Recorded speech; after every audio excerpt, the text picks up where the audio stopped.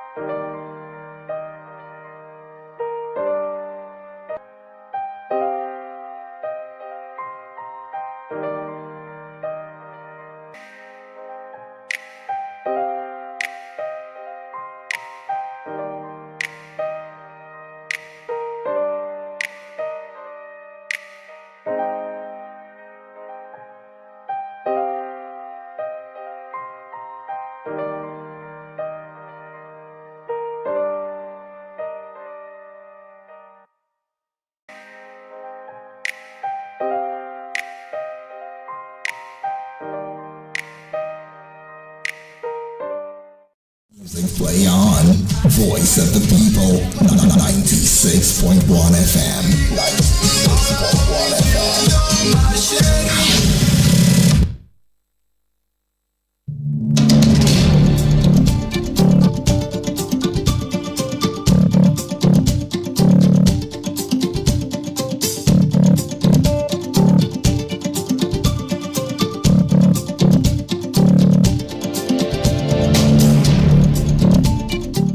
Voice of the People 96.1 FM Abuja. Good afternoon, Abuja. I do hope you're having a beautiful day so far. My name is Chinwe Blessing, and I'm about to go on around 3 hours with you. We're discussing politics, we're discussing community-based issues, and everything that is happening in the world of entertainment within these 3 hours. The show is called Matters. Looking forward to a beautiful episode today. I hope you are as well. Today we discuss in World Rounds, which is of course the first segment. We discuss President Tinubu's appointment of new service chiefs and of course the sack of the former ones. We're going to look at these issues in a bit. Stay with us.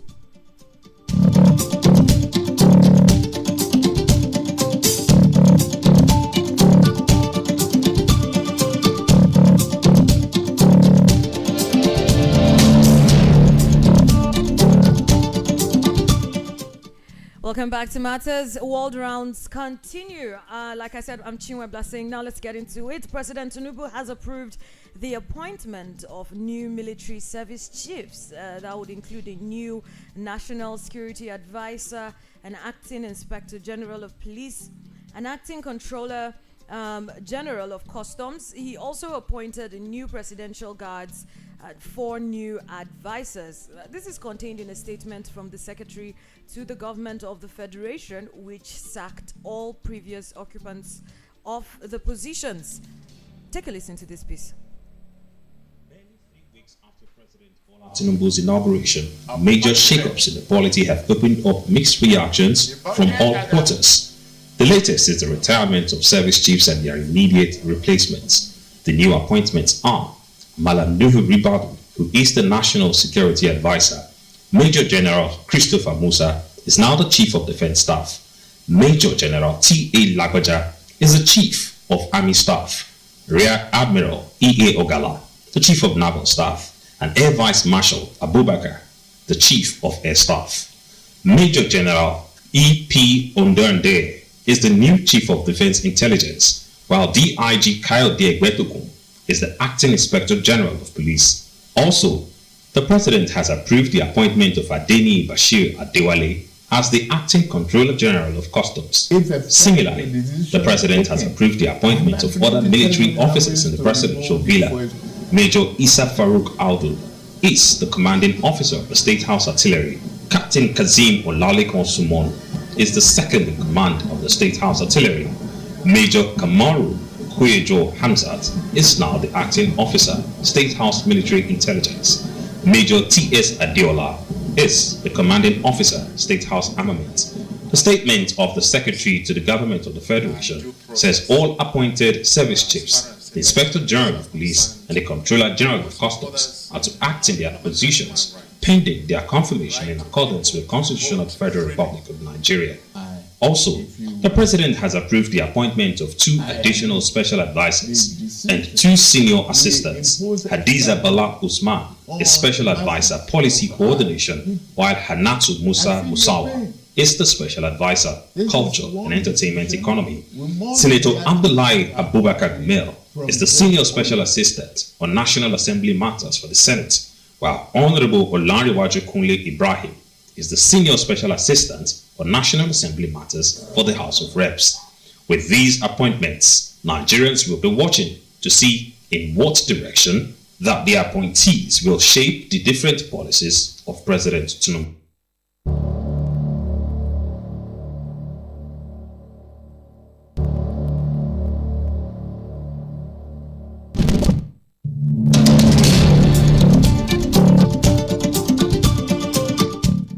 Well, that's the update we've got right there. To have this conversation with me in the studio, of course, is a security and energy consultant, a public good advocate. He has been on the show once, he's here again, and we really appreciate the honor. Thank you for joining us, Mr. Prince Kelvin Fineface. My pleasure. It's a pleasure to meet with you. Good afternoon, Nigerians. Well, good afternoon to you, sir. Let's hit the ground running, like I like to say, after our dear president. We've had several administrations come and go. He's the 16th president of the nation, and different administrations come in. They take their time. There are different periods of time that they use in appointing service chiefs. Obasanjo in his day, I think that was one of the first things he did after he had taken over from the military. You know, he immediately got his service chiefs. Now, the first question I want to ask is, how surprising is this move? That is now the removal, right? Considering the first week of June, which was just a few weeks ago, we had the president giving marching orders to the service chiefs to crush thieves and every security threat to the country. Would we consider this a surprising move? Well, for those of us who are industry players, be following up with things as a security consultant, it wasn't a surprise to me because it was expected. Don't forget there have been calls for the sack of the previous service chiefs by Nigerians, majority of Nigerians, because we have not seen considerable improvements to the insecurity that's been playing out in the country. So there's been that call for change, and also the lopsidedness with the previous administration's appointment that was beriddled with ethnic religious sentiment. There was that call. So it wasn't a surprise to me. The question we should be asking is there going to be those that have been appointed recently? I've been going through looking at the profiles of those that have been appointed, to be sure that it's actually a round peg in a round hole. As a country, Nigeria is one country that is, so cosmopolitanly inclined. So it means for every appointment that needs to be done, there has to be across board, consideration. We have to look at ethnic consideration. We have to look at religious consideration. We have to look at merit. Although it always comes last, it's not something that we actually consider when its appointment is being done. So it's not a surprise. It's expected. It's to be sure that it would not be so colored to be treated to one area without putting in, professionalism and merit as a basis for those appointments. Why would you think that merit is not always considered first? Considering, that is a very, very important position to be held. I've been in this country from birth, and I've also worked in government, and I've seen it happen. I've experienced it on the negative side because of my appointment into a government establishment. Merit was not the basis with which many people I saw with me being recruited that were used. We always seen the ethnic religious sentiment as a basis with which appointments actually been made. You saw that even to be the president of this country, merit is not a consideration to be the president of this country. For you to be the president of this country, all you need to prove that you went to secondary school, right? You do not even need to have 5 credits, like it's demanded for you to get into university, and so that is not merit. It's a disservice to the country. It's not something we should be encouraging. It's something that we ought to look at doing to ensure that as a country, before we start in any form of recruitment, merit should be the basis for which recruitment is done. High level of professionalism should be considered. Nigeria is not a country that truly uses merit as a basis for recruitment. We use a lot of sentiments, either political sentiment, ethnic, religious sentiment, or in some cases, we even take it a step further by using a major level of nepotism as a basis for recruitment. We saw that, I don't know if it was true, there's news going around, some of those employed in some of these establishments, the CBN and other places, have been sacked, because they were not fairly employed. It was not an open employment that was done, it was just a selective thing that was done. It could be, as been said by some Nigerians, that the government of today is a selected government by the INEC, so it could be part of that drive, with apologies to the statement being made in the social media. Okay, then great. Let's still talk about the merit system. Would you have clearly said that it's not something that we look at. Would you consider that to be one of the issues that has led to the deep rot in the security system that we have in Nigeria today? Yes, I would say that. A few years ago, I actually wrote a paper, on the unorthodox approach to combating insecurity in the country, and part of what I suggested was, first is the sack of all service chiefs. As at that time, the security situation we had was something that was not something to write home about. So I'd call for the sack of all service chiefs, and also the sack of those following them, because there was need for cleansing. If you look at this country, if you look at the Nigerian security architecture, you will realize that part of what is bedeviling us, lack of synergy and coherency in the approach of security, preparedness and containment strategy in the country. The different security agencies are not synergizing.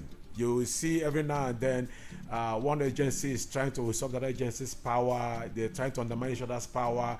You will see the police, fighting the SSS, or you will see the military fighting the police, or the police fighting civil defense. It is supposed to be a national interest containment strategy, but that conflict comes up. And the reason why it's so is because during Babangida's era, when it disbundled the whole of the NSO, but as at then, he actually created this conflict in their midst in order to be able to control all of them. And no security agency should have been subjected to the president. The president is supposed to be subject to the security agency by virtue of our constitution. But because our recruitment process is faulty, you find people who have been appointed into these positions, most of them not being qualified for those positions. So one of the first things they do is to pledge their allegiance to the president of the country, which is actually very wrong. Their allegiance is supposed to be to the nation first. They need to work with the president, yes, but the loyalty is to the nation first. And so the president would be accountable to the security agencies as need be. The president is the commander-in-chief of the armed forces and other security agencies, so which means he's the first that is supposed to be at the front line to be able to take command. But if the commander is not doing the right thing that's supposed to be done, then of course the followers have the right to be able to call him to order, or the processes outlined for that to be, which is now in this sense the National Assembly is there. So we need to channel that, so they call the president to order in order to ensure that he gives us what we're expected to give to us. So we have seen this happening in our security architecture because of the failure of proper merit-based recruitment processes. We've seen a nosedive of the approaches that we've seen. We've seen where sabotages, internal sabotage is taking place. If you remember the case of the Ombase group in Nasarawa State, those who sabotaged, and I lost a colleague in that operation.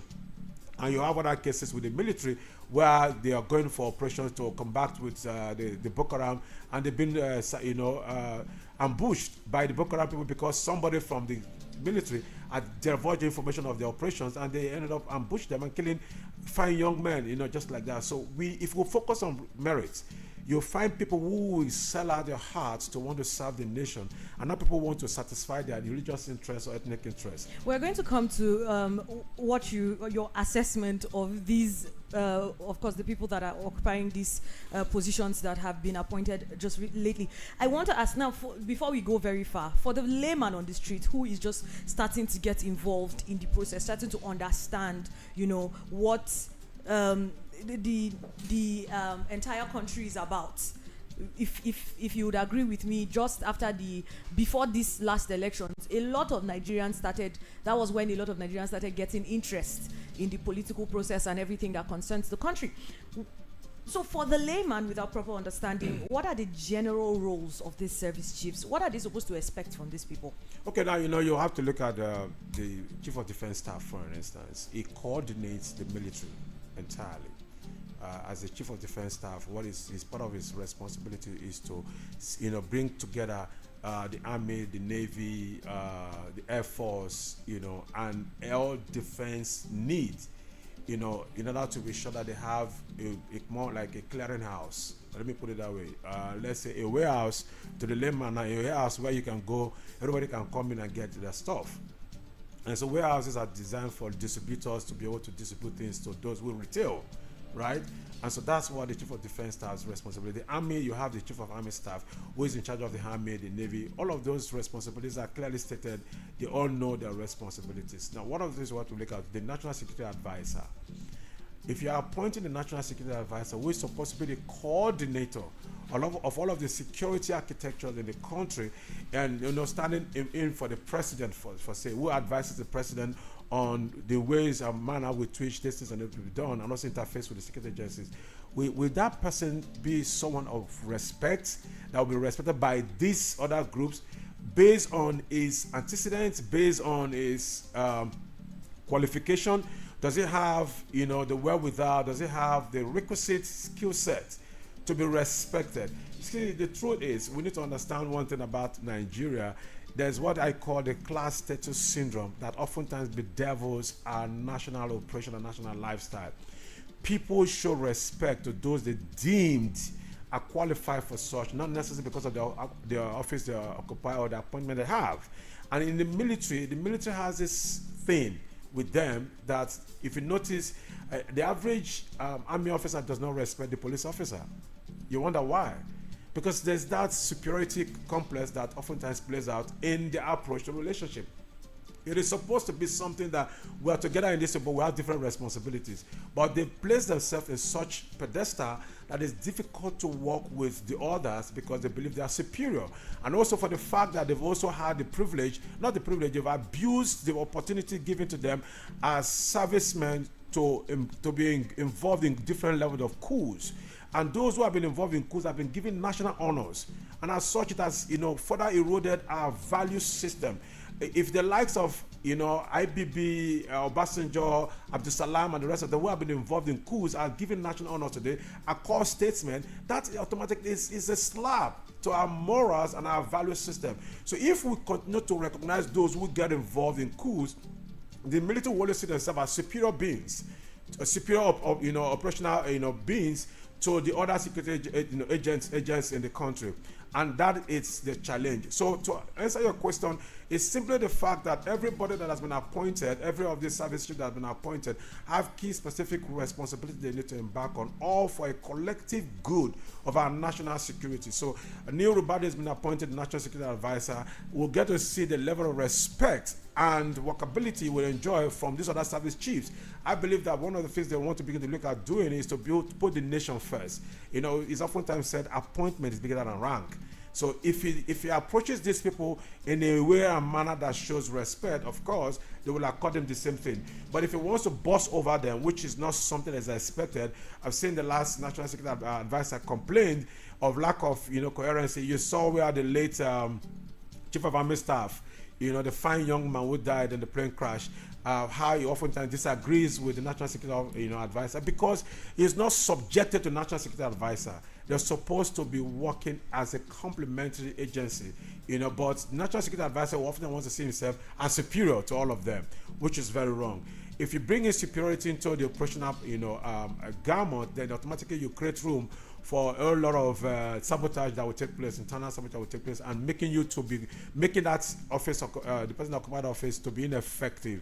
And I want to see why there be more synergy and more operational relationship to see that we get success. So Nigerians should look forward to asking those questions through their representative to be sure that those who have been appointed have the right. And I like also the fact that the new Brigade of Guards across board has been appointed as still colonels and lieutenant colonels, which is an ideal thing to do, which basically means that those who are ahead of them are going to be retired soon, because that's clearing off the backlog. And so when you appoint people that have not been fully qualified but professionally, okay, to occupy such positions, they work very hard to want to retain those positions. So it means in the next couple of months, we're going to be seeing changes taking place in terms of security containment strategy that we see, because those that have been appointed now will show that they are qualified for the jobs given to them. Okay. And we're going to see a lot of changes taking place. That, of course, is all political. Now, in the past, a lot of Nigerians, you inclusive, you just mentioned, had asked and called out for the sack of several service chiefs. Yes, and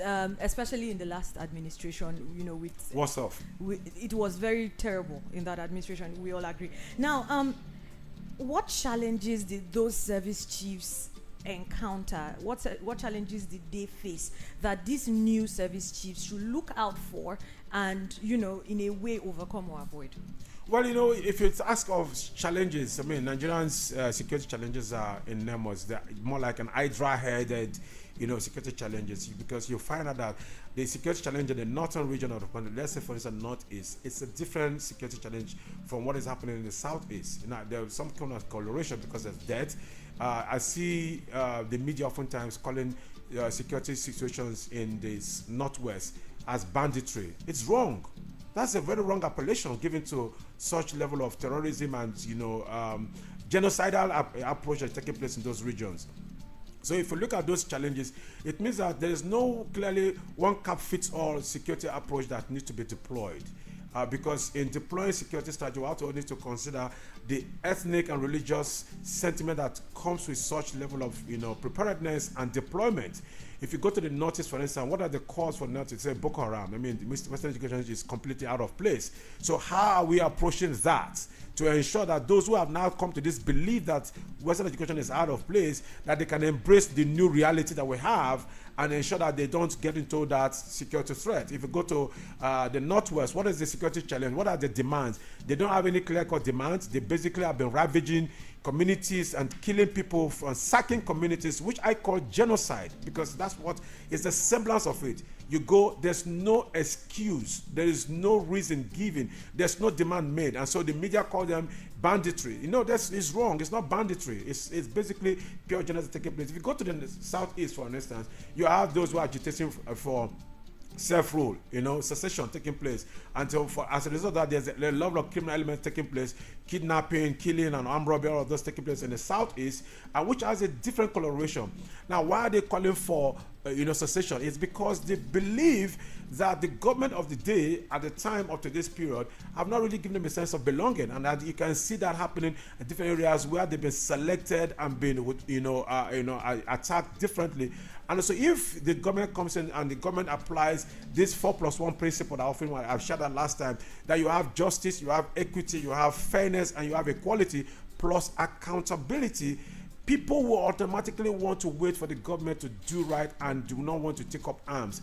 But when the people believe that they're not carried along and they feel disenfranchised, they feel sidelined, they feel marginalized, they will find a way to want to have self-rule so they can have their voice heard and also have their way through. And that's part of what has happened. So if we look at it from that perspective, of course, you want to know that these challenges are enormous for those that are coming in. So what are they going to do is simply by changing strategy. Let's look at the patterns that are taking place. Let's take away all those sentiments and focus on professionalism. It means the new services need to appoint those they need to appoint and deploy, not based on ethnic coloration, because I have some reservations with the current appointment. You can also see there's also tilted towards more of a particular ethnic group than the rest of the national interest. So if we continue to do things like that, it will continue to create room for internal sabotage. Part of what bedeviled the last administration is also because of that. Because some people are not getting a sense of belonging, they tend to want to frustrate the efforts of the government, and at the end of the entire nation suffers from that, indiscretion that are taking place. So I expect the government to adjust. I expect those that have been currently appointed to do their deployment purely based on professionalism, on merit. If they do that, you have a situation where we have an improvement in our security containment strategy, and at the same time, the nation at large will be better for it. Some Nigerians have applauded the current administration, the Tinubu, President Bola Ahmed Tinubu's administration, because of how the ethnic, how do I put it now? The ethnic balancing of these appointments. How do you access it? Being that, it's one of the 4 conversations that have been on in the country because of the last 8 years. A lot of people, last 8 years was terrible. Yes, a lot of people now are not even looking at, is this person qualified? The moment there's an appointment or there are appointments, a lot of people are looking at, who is it? What is the name? Where is the person from? I was watching a conversation that happened today, and someone said, he was very happy when he found out that, the chief of naval staff, that's Rear Admiral, and that's kind of, would create some conversation, right? Yes. But somebody has also said he's also not a real Enugu person, he's a full Enugu person. Yeah, but when people make those kind of conversations, doesn't it just tell more about how Nigerians are very... It is how those saddled the responsibility of managing the affairs of this country had made them to start thinking. Don't forget, when the people are consistently being oppressed and abused, over time, they start thinking like people who have mental issues. Nigerians have been overly abused consistently. They've not been given the opportunity to speak, neither have been given the opportunity to enjoy the benefits of the country they belong to. How many persons from the Southeast will walk up to any part of this country and say it's from South and be well welcomed as such? How many persons from the North will walk up to the South and be welcomed as such as a Nigerian? We are first ethnically biased, which is a problem in itself. It's a challenge that can be resolved. What I expect is that for those who have been given the opportunity, which I don't call leaders in the first place, they are basically, for me, they are misfit opportunists in positions of authority. For those who have been given such opportunity, what I expect them to do is to be more pragmatic in their approach to governance. Secondly, show that servant leadership relationship. Thirdly, be sure that whatever they're doing focuses on merit only. If you do merits as an approach to recruitment processes, what it will do, it will help everybody who is qualified to be given the opportunity to serve. Then Nigerians will no longer be talking about where is it from. Now we have a Federal Character Commission that is established to help to checkmate how appointments are done so that every part of Nigeria is given the opportunity. If you know one thing that is common in this country is that those who call themselves the majority oftentimes oppresses the minority, and even the minority also oppresses the minority of the minority. I'll give you an instance. Benue State, for instance, Benue State has the thieves as the majority. You have the Idomas as the minority. Then you have the Egedes, who are the minorities of the minorities, right? Check how things have gone on over the years in that state. You will get to realize the oppression that are taking place from one major group to the next group to the next group. I've seen that happen in my relationship. If you go to Kogi, the same thing happons. You have the Galas, you have the... but if you go to a place like Delta State, it's the Shekiri, they are the minorities, but they seem to be taking dominance. In what sense? If you talk about the Shekiris, the Robos, and the Shekiris, based on the fact that they have some strong cultural lineages, because you have the Olu of Warri on one side and all of those things, they tend to have some level of prominence because in terms of commerce also, they've been very relevant. Now you have the Ukwanis in Delta State who are only recently getting to get their voice because they're a minority. The Robos have always had their way through the... If you look at different people who have succeeded in that state, you get to see those. And what the point I'm making is this: the majority of every group, every state, oftentimes oppresses the minority, and you find that happening also as a national call. You have the situation where before now we used to hear Hausa Fulani, but now we no longer hear Hausa Fulani. We now hear the Fulanis. We have the Hausas, you have the Igbos, you have the Yorubas, and you have the Jaws. Now the Jaws are a minority that also scattered and not actually coherent in their approach. So you have these other groups oppressing the rest of the other nation. Why can't we create an opportunity where people truly who are qualified for positions of authority are given such opportunity without their ethnic coloration or religious coloration? So if we still have a country that first asks you of where are you from first, where are looking out for this? I'm looking for a place where Nigeria comes first. Then what you have upstairs comes second. Before we look at your religion. For your religion is for your personal benefit. Your ethnic nature is for your communal relationship. But let's put Nigeria first. So if we take away ethnic and religious sentiments in our national approach, what you will not get to see, people will not get to begin to talk about who is appointed, where is appointed. We get to look and see what does it have to offer. First, that's what they will ask. They will not be looking at this ethnic. You cannot continue to be employing or appointing people from a particular region or religion and expect others not to question or query the capacity of that individual. The Nigerians are querying capacity of this individual because of the consistency in appointing people from a particular region and religion. If fairness is given, I see, like I comment, the appointment recently, the chief of defense staff is a Christian, so to speak.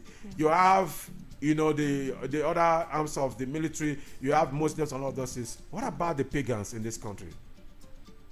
What about those who don't believe, the atheists in this country? I mean, interesting conversation there, because it's one of the subjects we intend to actually discuss, the different religions. There was a whole bill about the practice of Christianity and all of that. I don't want us to digress into that at the moment. Let me just ask, we're completely out of time. This conversation passed very quickly.